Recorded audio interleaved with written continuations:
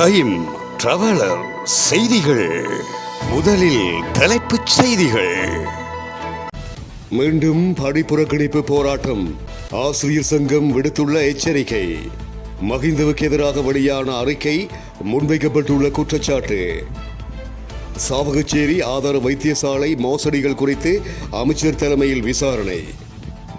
2026 ஆண்டு சட்டசபை தேர்தலுக்காக திராவிட முன்னேற்ற கழகத்தில் ஒருங்கிணைப்பு குழு. அணு ஆயுதம் வைத்துள்ள இஸ்லாமிய நாடு பிரித்தானியாவின் ஜேடி வேன்ஸ். தொடர்வென விரிவான செய்திகள்.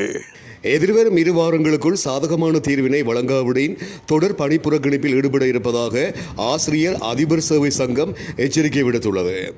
குறித்த தகவலை இலங்கை ஆசிரியர் அதிபர் சேவை சங்கத்தின் செயலாளர் மகிந்த ஜெயசிங்க குறிப்பிட்டுள்ளார். ஜனாதிபதியின் செயலாளர் தலைமையில் இடம்பெற்ற பேச்சுவார்த்தையில் சாதகமான தீர்மானம் கிடைக்கவில்லை. ஆகவே திங்கட்கிழமை முதல் ஆசிரியர் மற்றும் அதிபர்கள் 2 வாரங்களுக்கு சட்டப்படி கடமையில் ஈடுபடுவார்கள். இவ்விரு வாரங்களுக்குள் சாதகமான தீர்வினை வழங்காவிடின் தொடர் பணிப்புறக்கணிப்பில் ஈடுபடுவதற்கு தீர்மானிப்போம். போராட்டத்தில் ஈடுபடும் தொழிற்சங்கத்தினரை முடக்கும் வகையில் அரசாங்கம் செயற்படுகிறது. ஆசிரியர் அதிபர் சேவையில் நிலவும் சம்பள முரண்பாட்டுக்கு தீர்வு காண்பதற்கு அரசாங்கம் நியமித்த குழுக்கள் அறிக்கை சமர்ப்பித்துள்ளன.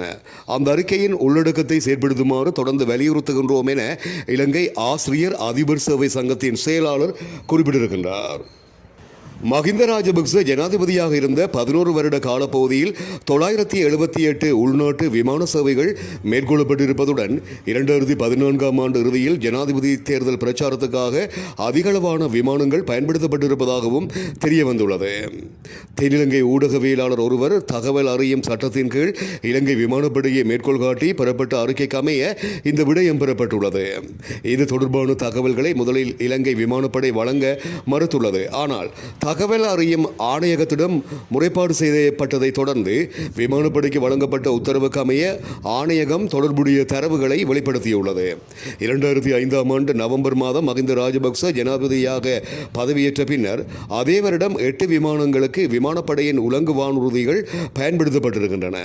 அதன் பின்னர் 2014 ஆண்டு அதிகூடிய எண்ணிக்கையான 148 விமானங்களும் 2015 ஆண்டு ஜனவரி 8 நாள் ஜனாதிபதி தேர்தலுக்கு சில தினங்களுக்கு முன்னர் 10 விமானங்களும் பயன்படுத்தப்பட்டிருப்பதாக அறிக்கையில் கூறப்பட்டுள்ளது.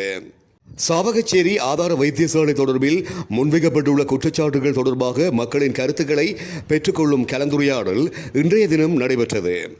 சாவகச்சேரி வைத்தியசாலைக்கு விஜயத்தை மேற்கொண்ட ஈழமக்கள் ஜனநாயக கட்சியினுடைய செயலாளர் நாயகமும் அமைச்சருமாகிய டக்ளஸ் தேவானந்தா தலைமையில் நிகழ்வுகள் இடம்பெற்றது.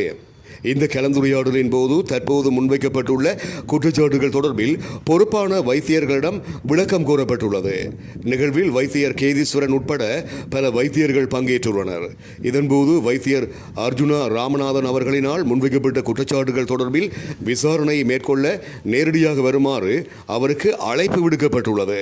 தாம் ஜனாதிபதியாக இருந்தபோது வழங்கப்பட்ட ஸ்வர்ண பூமி உரிமை பத்திரத்தை பயன்படுத்தி தனக்கென 10 அரச சொத்துக்களை முன்னாள் ஜனாதிபதி மைத்ரிபால சிறிசேன கையகப்படுத்தியிருக்கின்றார் என்கின்ற தகவல் வெளியாகியுள்ளது. அவர் உயர் நீதிமன்றில் சமர்ப்பித்த சொத்து பிரகடனத்தின் ஊடாக இது தெரிய வந்துள்ளது. மைத்ரிபால சிறிசேன கையகப்படுத்திய 10 சொத்துக்களில் 5 வீடுகளும் உள்ளடங்குவதாக தெரிவிக்கப்பட்டுள்ளது. எதிர்வரும் 2026 ஆண்டு சட்டசபை தேர்தலுக்காக திராவிட முன்னேற்ற கழகத்தில் ஒருங்கிணைப்பு குழு அமைக்கப்பட்டிருப்பதாக திராவிட முன்னேற்ற கழக தலைவர் மு.க. ஸ்டாலின் குறிப்பிட்டிருக்கின்றார். அமைச்சர்கள் நேரு, வேலு, தங்கம் தென்னரசு, உதயநிதி ஸ்டாலின் மற்றும் RS பாரதி ஆகியோர் குழுவில் இடம்பெற்றிருக்கின்றார்கள். இந்த குழு திராவிட முன்னேற்ற கழகத்தில் மேற்கொள்ள வேண்டிய மாறுதல்கள், அமைப்பு ரீதியிலான சீரமைப்புகளை தலைமைக்கு தெரிவிக்கும் எனவும் குறிப்பிடப்பட்டுள்ளது. வரவிருக்கும் 2026 ஆண்டு சட்டமன்ற தேர்தலை எதிர்கொள்ளும் பொருட்டு கழகத்தில் மேற்கொள்ள வேண்டிய மாறுதல்கள், அமைப்பு ரீதியிலான சீரமைப்புகளை மாண்புமிகு கழக தலைவருக்கும் தலைமைக்கும் பரிந்துரைக்கவும் தேவையான நடவடிக்கைகளை மேற்கொள்ளவும் ஒருங்கிணைப்பு குழு அமைக்கப்பட்டு தீர்மானம் எடுக்கப்பட்டிருப்பதாக மு.க. ஸ்டாலின் குறிப்பிட்டிருக்கின்றார். அணு ஆயுதம் வைத்துள்ள ஒரு இஸ்லாமிய நாடு பிரித்தானியா என அமெரிக்க குடியரசுக் கட்சி சார்பில் துணை ஜனாதிபதி வேட்பாளராக அறிவிக்கப்பட்டுள்ள ஜேடி வேன்ஸ் குறிப்பிட்டிருக்கின்றார். அமெரிக்க ஜனாதிபதி தேர்தலில் குடியரசுக் கட்சியின் துணை ஜனாதிபதி வேட்பாளராக ஜேடி வேன்ஸ் அண்மையில் தேர்வு செய்யப்பட்டார். இந்த நிலையில் கூட்டம் ஒன்றில் உரையாற்றிய ஜேடி வேன்ஸ் அணு ஆயுதம் பெறும் முதல் இஸ்லாமிய நாடு எது என்பது குறித்து தனது நண்பர் ஒருவருடன் விவாதித்ததாகவும் குறிப்பிட்டிருக்கின்றார். இதன்போது முதலில் ஈரான் அல்லது பாகிஸ்தானாக இருக்கலாம் என தெரிவிக்கப்பட்டதாகவும், ஆனால் உண்மையில் தொழிலாளர் கட்சி ஆட்சியை பிடித்த பிரித்தானியாதான் அணு ஆயுதம் பெறும் இஸ்லாமிய நாடு என முடிவு செய்திருப்பதாகவும் அவர் மேலும் குறிப்பிட்டிருக்கின்றார். இத்துடன் டைம் டிராவலர் செய்திகள் நிறைவடைகின்றன.